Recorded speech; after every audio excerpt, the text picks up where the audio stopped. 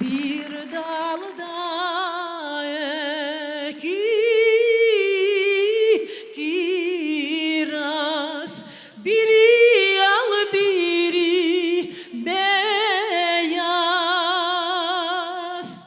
Yaradan kurban olaydım, şu dülberine bana yaz. Yaradan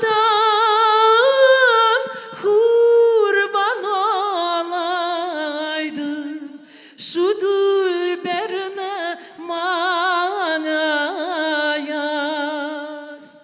Ah olmaz mı, vah olmaz mı, iki bayram bir olmaz mı?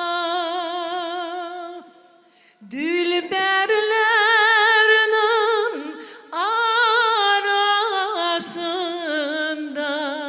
sabahlar tez olmaz mı?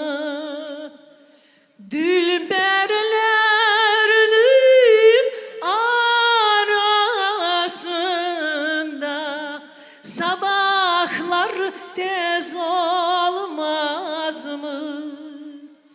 Ah oleydim, vah oleydim, bu günlerini görmegeydim.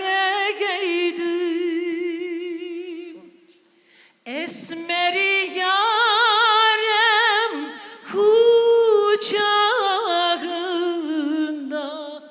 sabahlar tez olmaz mı?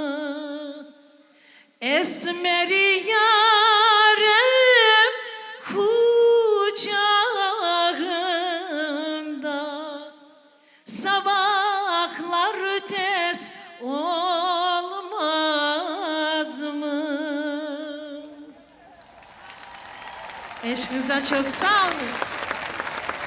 Çok sağ olun. Allah halkımızdan razı olsun. Sağ olun.